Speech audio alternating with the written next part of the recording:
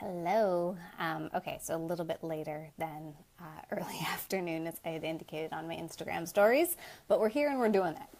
So thank you for coming to say hi, stopping by, probably on the replay, but it's all good. We're going to do it. Um, so I posted something the other day on all of the things with the response of I don't know, and how really you actually do know. And then, surprise, surprise, as life would have it, I had an experience last night where I was asked a question and I responded back with, I don't know. Ah, great how life will do that for you. Bring the lessons right back to you when you haven't quite learned them. So I thought that it would be a good opportunity, because it's so fresh in my mind from both posting it as well as my own life experience, to come on and do a quick little live stream about that post. So hopefully you find this at some point in time and can come and join in on the fun.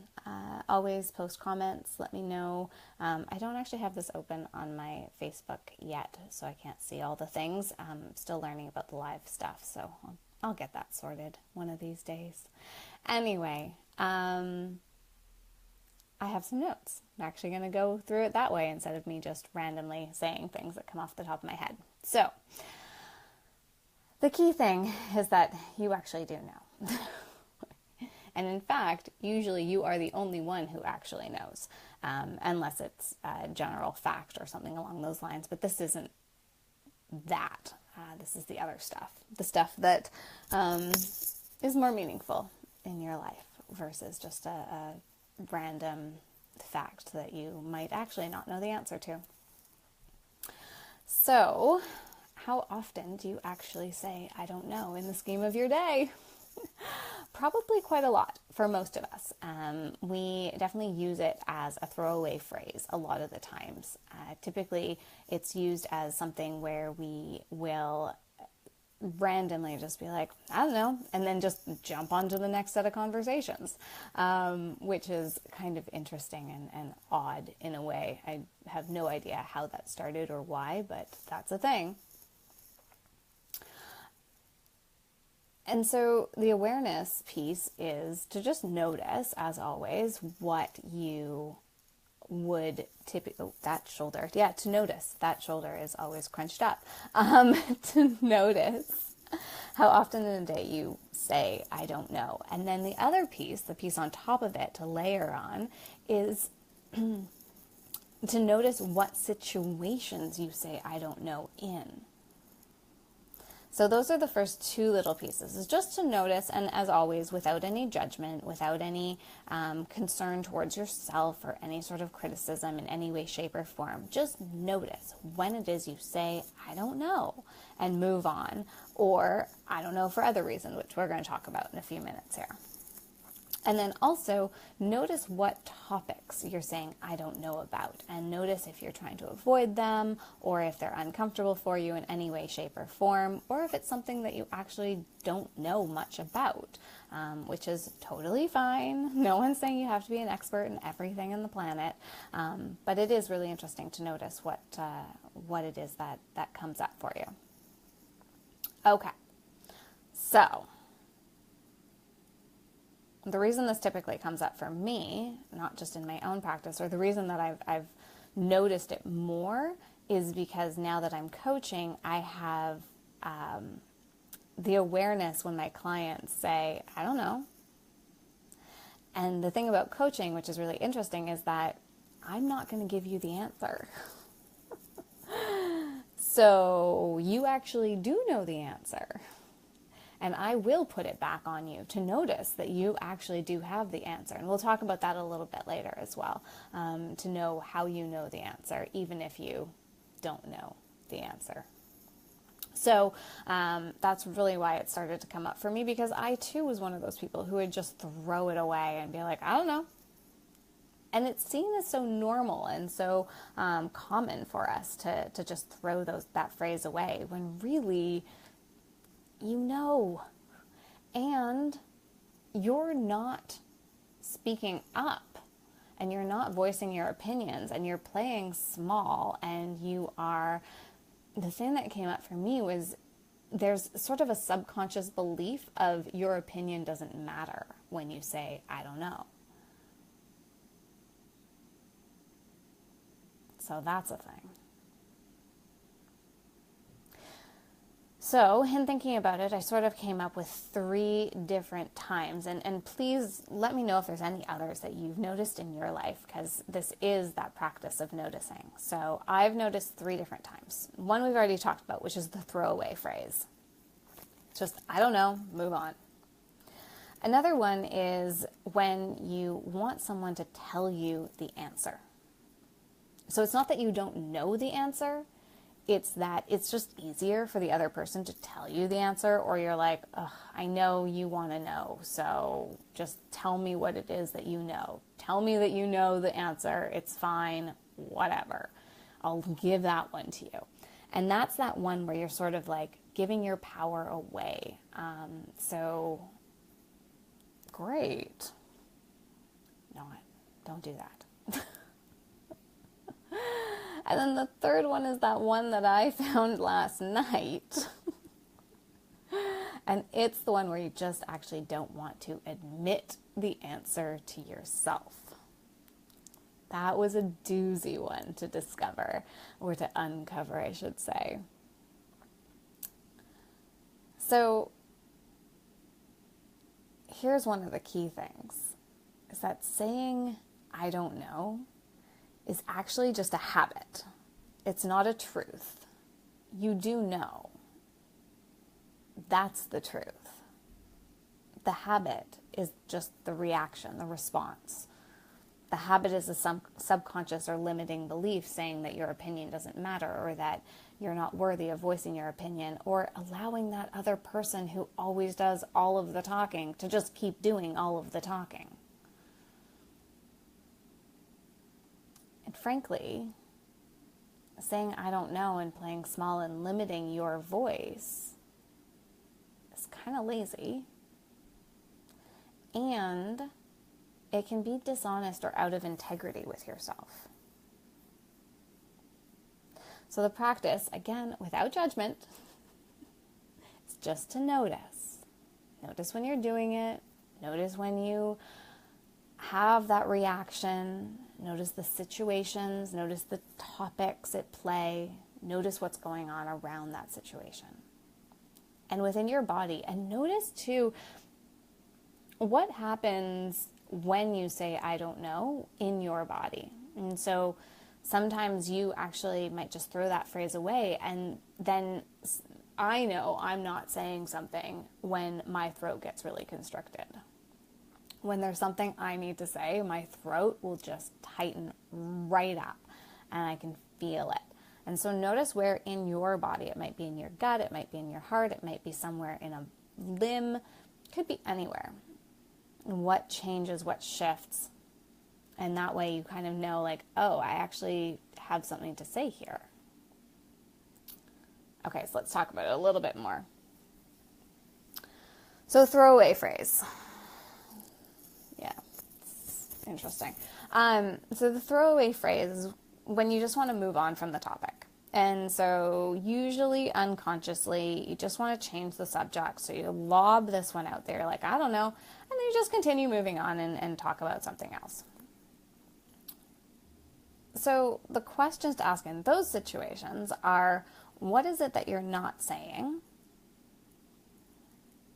And are you not giving your opinion on something? Are you avoiding something? And are you avoiding giving your opinion, or are you avoiding the topic? So there's sort of 2 different things there. It could be you don't like or you don't want to give your opinion for whatever reason, or you could just not like the topic. So 2 different pieces there. The next one was when you just want someone else to tell you the answer. And as I said earlier, that could be in a situation where the other person just always says all of the things anyway. So in order to kind of move through the conversation, you find it's easier to just allow them to say their answer or their opinion. But really what you're doing in that situation is you're stripping away your opinion. You're not offering it up as an alternative or as a conversation or as a reason to voice something that matters to you.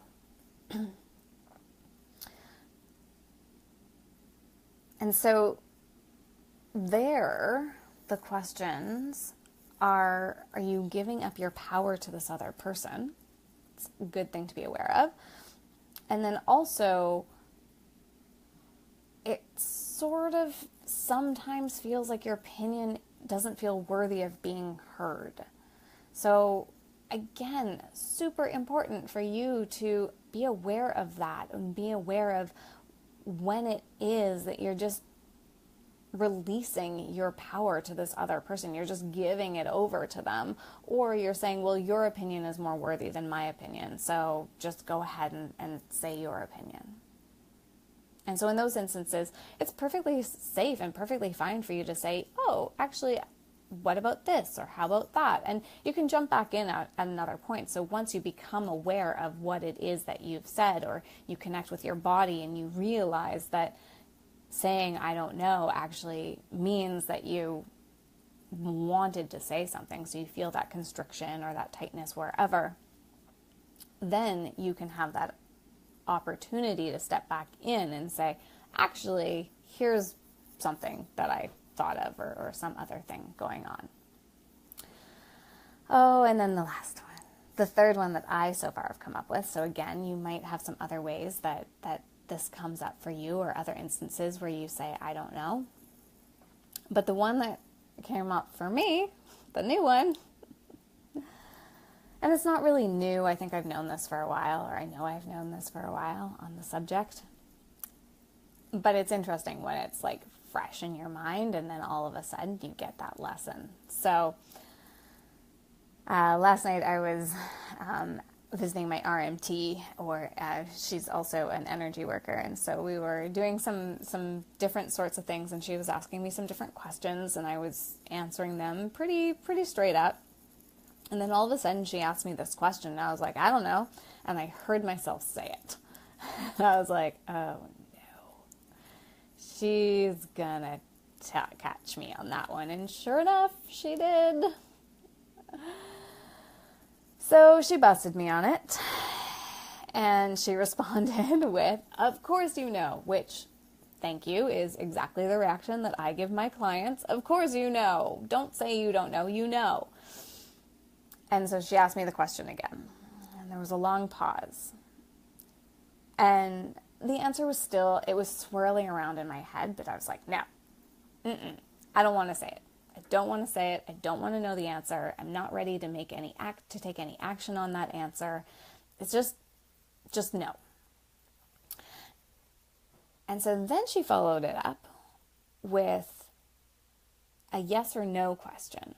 And so she phrased the question just a little bit differently so that I could answer with a yes or a no. And then she followed that up with, yes is light and no feels heavy. So that's just something super simple where you can change it and you can put it into a simple yes or no question. And that's something that as a coach I will be practicing for sure, because it's a great way to tune in with a different reaction. So you're not actually saying yes or no to the question. You then follow the energetic feeling. And so the feeling is, does it feel light or does it feel heavy? And from the feeling, you get to know if it is a yes or if it's a no. And usually it just confirms what you already know, but you're not yet willing to say. Or you're not yet willing to make any action on. So give that a shot for sure. It's kind of an interesting one. And I'll definitely be playing around with it a lot more too, both in my personal life as well as in my coaching. That'll warning, if you decide to reach out to me about coaching, you're going to have to answer the questions in some way, shape, or form. But that's the whole point. That's where transformation comes in. That's how we really get to take action, create our lives when we answer the hard questions. And sometimes answering the hard questions isn't actually answering the questions. Sometimes we can break it to ourselves a little bit more softly. Okay, so here's the practical. The practical is anytime that you catch yourself saying something or about to say, I don't know, if you're about to say it, just catch yourself and take a breath. If you get to that point where you're able to just catch yourself, pause and take a moment, take a breath. If you're saying, I don't know, and you catch it, stop yourself. And if you haven't caught yourself, but you've said it, notice the situation and the topic around it. So notice when it is you say it, why you've said it, how it feels after you've said it. And it doesn't mean that you always have to take action or you always have to actually throw back in an answer. Sometimes it's perfectly fine to just be aware. And check in if there's something that you actually do need to or want to say. So, do you need to ask a question to gain more clarity or insight or more information? Do you have an opinion that you're worried about not being responded to kindly? So do you feel that your opinion may actually have a little bit of the potential for a conflict or for somebody else's opinion to be completely different than yours? Do you need an extra moment to find the answer? Do you need to process the question? That's okay.